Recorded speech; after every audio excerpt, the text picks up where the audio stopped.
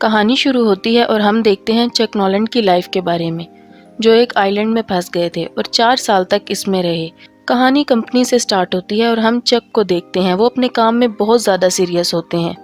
Officers چاہتے ہیں کہ ہر کوریئر ٹائم پر پہنچے۔ اس سلسلے میں وہ آؤٹ آف کنٹری وزٹ کرتے ہیں جہاں ان کی برانچز ہوتی ہیں اور امپلائیز ان کو کافی اپریشیٹ کرتے ہیں اور ان کو ٹائم کی قیمت کا اندازہ بتاتے ہیں۔ چک کسی لڑکی سے پیار کرتا ہے، اس کا نام کیلی ہوتا ہے۔ ان کا ریلیشن شپ کافی اچھا ہوتا ہے اور یہ شادی بھی کرنا چاہتے ہیں مگر بزنس کی مصروفیات کی وجہ سے نہیں کر پاتے۔ کرسمس بھی قریب ہے اور چک کو ملائیشیا کام پڑ جاتا ہے۔ اسے کمپنی کے سلسلے میں جانا ہوتا ہے۔ چک کیلی سے کہتا ہے میں نیو ایئر پر ضرور آ جاؤں گا۔ کیلی کہتی ہے میں کرسمس کیسے گزاروں گی؟ چک اسے منا لیتا ہے۔ چک اور کیلی ایک دوسرے کو کرسمس کا تحفہ دیتے ہیں۔ کیلی چک کو ایک گھڑی دیتی ہے، اس میں کیلی کی تصویر ہوتی ہے۔ اب چک ملائیشیا کے لیے نکل جاتا ہے اور راستے میں ہی بہت طوفان آ جاتا ہے جس کی وجہ سے ان کا پلین کریش ہو جاتا ہے اور یہ پلین کمپنی کا پرسنل ہوتا ہے۔ پلین میں 4 لوگ اور بھی ہوتے ہیں اور یہ پلین ایک پیسیفک اوشن میں گر جاتا ہے اور ان میں صرف چک ہی بچتا ہے۔ سمندر کا تیز طوفان چک کو بہا کر لے جاتا ہے اور جب صبح اس کی آنکھ کھلتی ہے تو وہ ایک کشتی پر ہوتا ہے اور آس پاس کچھ نہیں ہوتا۔ وہاں چک پریشان ہو جاتا ہے۔ وہاں چک بے حد آوازیں لگاتا ہے مگر کوئی انسان کا نام و نشان وہاں نہیں ہوتا۔ اب وہ زمین پر بڑا سا کر کے ہیلپ لکھ دیتا ہے تاکہ اوپر سے گزرتا کوئی پلین اسے دیکھ کر اس کی مدد کو آ جائے۔ رات بہت ہو جاتی ہے اور وہ سو جاتا ہے۔ اگلے دن وہ اٹھتا ہے تو دیکھتا ہے کہ اس نے ریت پر ہیلپ لکھا تھا وہ مٹ جاتا ہے۔ اب وہ لکڑی سے ہیلپ لکھتا ہے۔ اسے یقین ہوتا ہے کوئی اسے ڈھونڈنے ضرور آئے گا اور اس نشان کو دیکھ کر وہ اس جگہ آئیں گے۔ اب چک کو بھوک محسوس ہوتی ہے اور کمپنی کا جو بھی سامان بہہ کر آتا ہے اس میں کھانے کا کچھ بھی نہیں ہوتا۔ اب چک کو کسی چیز کی آواز محسوس ہوتی ہے۔ جب وہ ادھر ادھر دیکھتا ہے تو ایک ناریل زمین پر گرتا ہے۔ اسے پتہ چل جاتا ہے کہ یہ ناریل کی ہی آواز ہے۔ اب پینے کے لیے اسے ناریل پانی کے علاوہ وہاں کچھ نظر نہیں آتا۔ وہ اسی کو پی کر گزارا کرتا ہے۔ چک کو یہاں 3 دن گزر چکے ہیں۔ سمندر میں پتھروں کی وجہ سے اس کے پاؤں بھی زخمی ہو چکے تھے۔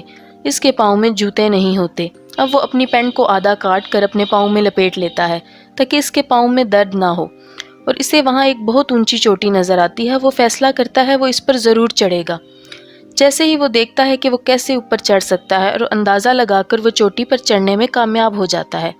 اب اسے اوپر سے سمندر میں کوئی چیز تیرتی ہوئی نظر آتی ہے۔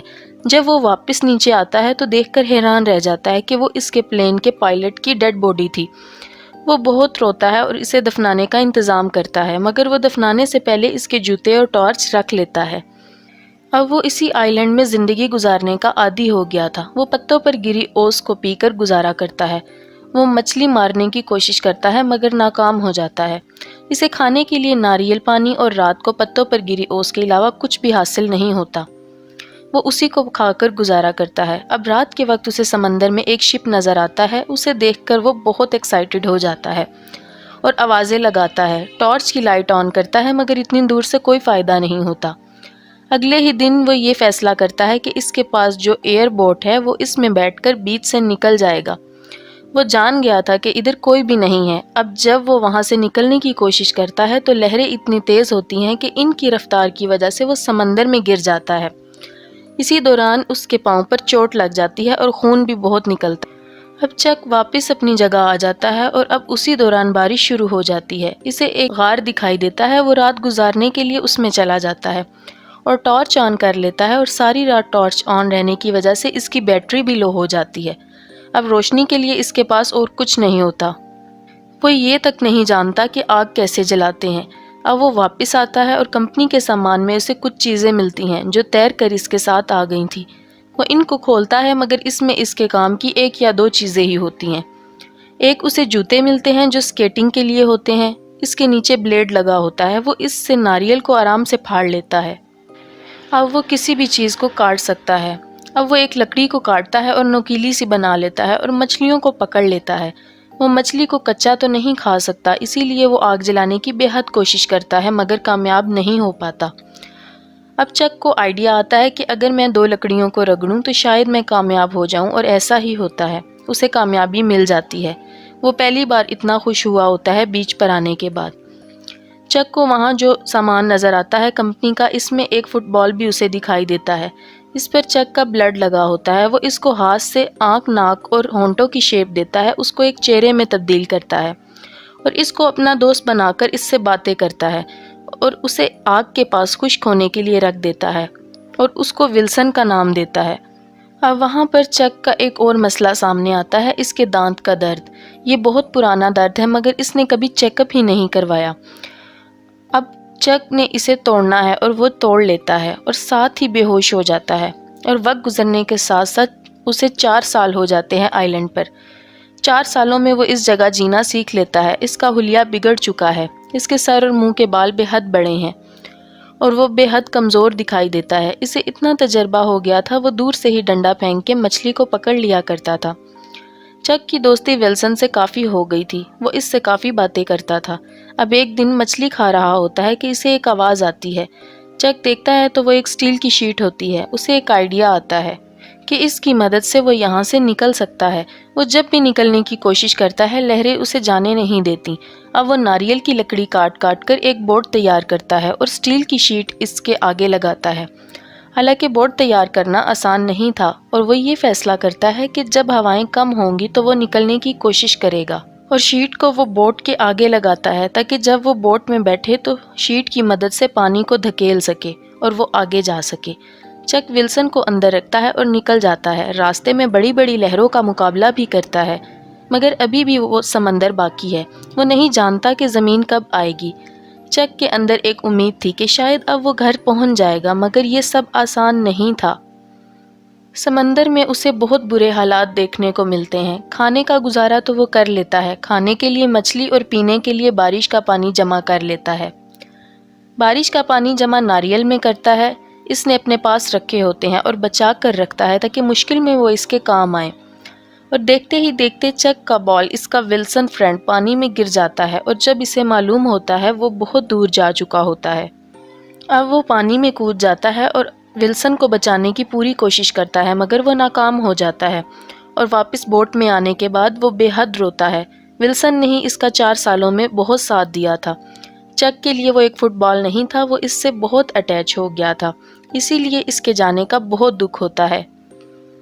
اب چک بہت دنوں کے سفر کے بعد تھک چکا تھا اور ایک شپ اس کے آگے سے گزرتا ہے جو اسے دیکھ لیتا ہے اور اسے بچا لیتا ہے۔ چک واپس آ چکا تھا۔ واپس آنے کے بعد وہ دیکھتا ہے کہ سب بدل چکا تھا۔ اس کے دوست اور گھر والے سمجھے تھے کہ وہ مر چکا ہے، اور اس کی گرل فرینڈ کیلی جو ایک دوسرے سے بہت محبت کرتے تھے وہ شادی کر چکی تھی اور اس کی ایک بیٹی بھی ہوتی ہے۔